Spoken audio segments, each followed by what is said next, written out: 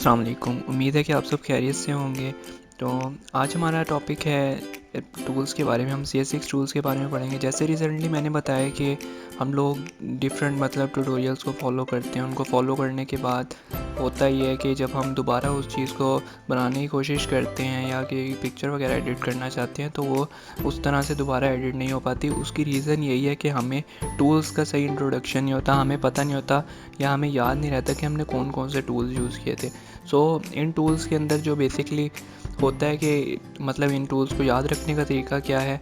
इनका तरीका ये है कि जो चीज़ आपको नहीं लगती है ना, या जो चीज़ आपको लगता है कि आप भूल जाएंगे, उस चीज़ को एटलीस्ट एक बार ना लिख लें। तो जब आप उसे दोबारा फॉलो करेंगे ना तो आपको उस टूल का इंट्रोडक्शन याद रहेगा और आपको पता होगा इस टूल का क्या काम था।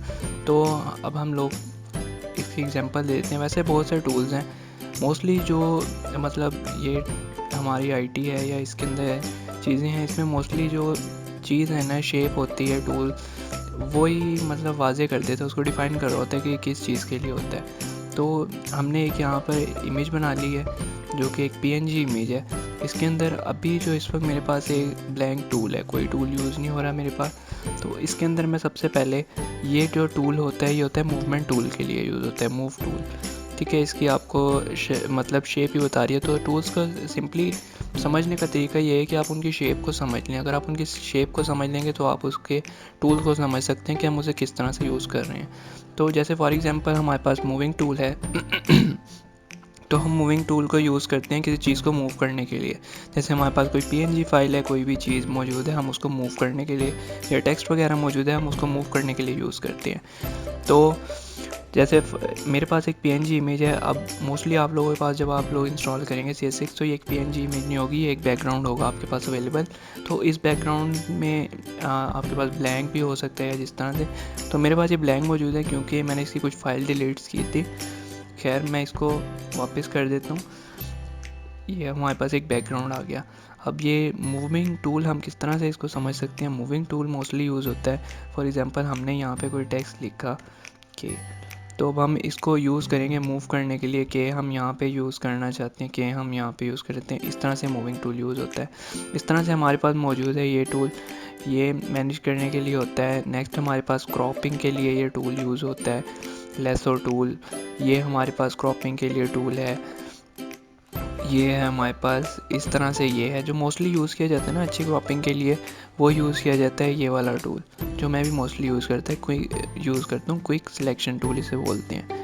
इसके अंदर क्या होता है कि इसके अंदर आप जैसे सिलेक्ट कर रहे हैं ना तो ये ऑटोमेटिकली सिलेक्ट कर लेता है उस चीज़ को जो आप सिलेक्ट करना चाह रहे हैं। अब आपके सामने इसने के को सिलेक्ट कर लिया है, तो ये मोस्टली यूज़ होता है एक अच्छी क्रॉपिंग के लिए। बाकी अगर आपकी क्रॉपिंग में कोई मिस्टेक्स आ रही हैं या पता लग रहा है कि क्रॉपिंग की हुई है तो आप उसके अंदर इफ़ेक्ट्स डाल सकते हैं, जो कि इफ़ेक्ट्स आते हैं यहाँ से। यहाँ पे आप जाएंगे, राइट क्लिक करेंगे, यहाँ पे है ब्लेंडिंग ऑप्शंस। आप ब्लेंडिंग ऑप्शंस में जाके स्ट्रोक उस पर डाल सकते हैं। उसके ऊपर आप इनर ग्रो, इनर शेडो, इस तरह की चीज़ें डाल के उसको आप कवर अप कर सकते हैं।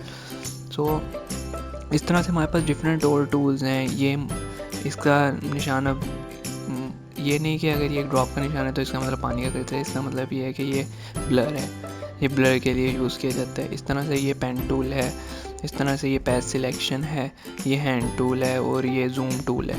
ठीक है, इस तरह के डिफरेंट टूल्स यूज़ किए जाते हैं। तो जो बेसिक्स होते हैं वो जब आहिस्ता आहिस्ता आप आगे कोई एग्जांपल्स को फॉलो करेंगे तो आपको पता चल जाएगा। तो अभी के लिए इतना काफ़ी है, टूल्स का इतना इंट्रोडक्शन काफ़ी है।